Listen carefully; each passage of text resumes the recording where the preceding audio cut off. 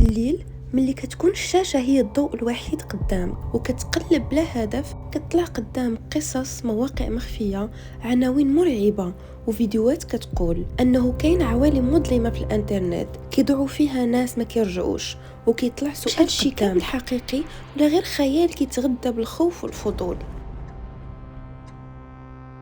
الانترنت ماشي طبقة واحدة، هو عوالم فوق بعضياتها. اولها السيرفاس ويب، وهو الانترنت اللي كنستعملوه يوميا بلا ما نحسو، بحال جوجل، انستغرام، فيسبوك، يوتيوب ومواقع الاخبار، التسوق. كاملين داخلين في هذا الفضاء اللي متسمي بالويب السطحي، ماشي حيت هو بسيط، ولكن حيت هو ظاهر ومتاح للجميع.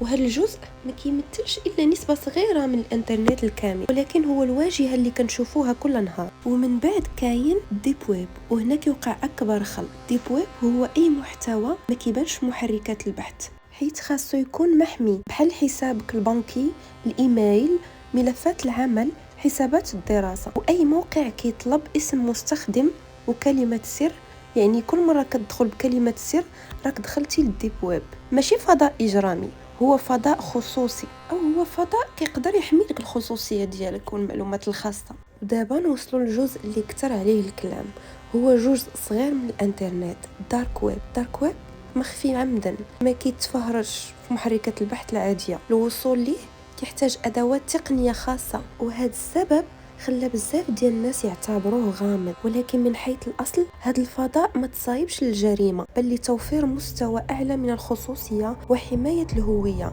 خصوصا في الدول فين التعبير الحر كيعرض الانسان للخطر. بحال اي فضاء بشري دخلت ليه استعمالات مختلفه، منها القانونيه ومنها غير القانونيه. وهنا خاصنا نوقفوا عند واحد الفكره المنتشره للدارك ويب. الدارك ويب ماشي فضاء خارج القانون.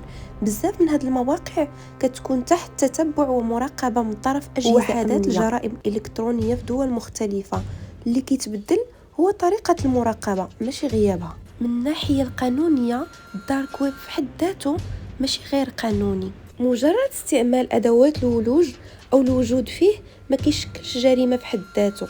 بزاف ديال الدول كتحاسب على الافعال ماشي على الفضاءات الرقميه. اي استغلال، عنف، تجار غير مشروع كيبقى جريمه فين ما كان. ولهذا كاين تحقيق رقمي، تتبع تقني وتعاون دولي باش يتم رصد الجرائم المتورطين. يعني فكره الانترنت المظلم بلا قانون غير دقيقه، وكتخدم اكثر السينما من الافلام وبعض محتويات اليوتيوب والتيك توك. ربطات الدارك ويب بصور ترهيبيه، غرف سوداء، اصوات واحداث صادمه. هذا الاسلوب ما كيساعدش على الفهم وكيأثر سلبا على السلامه النفسيه. الخوف بلا شرح ولا سياق كيخلق قلق غير واعي، وكيخلي الانسان يشوف العالم اخطر مما هو عليه فعلا. في هذا العصر اللي ولا فيه المحتوى الرقمي اكثر حده، وخاصنا نرجعوا للاساس. ماشي كل ما كنشوفوه على الشاشه حقيقي، ماشي كل ما كيتقال خاصو يتصدق. وراء كل محتوى كاين شخص، كاين هدف وسياق ما كنشوفوش. حمايه النفس كتبدا بحمايه المعطيات الشخصيه، شنو كنشاركو وفين.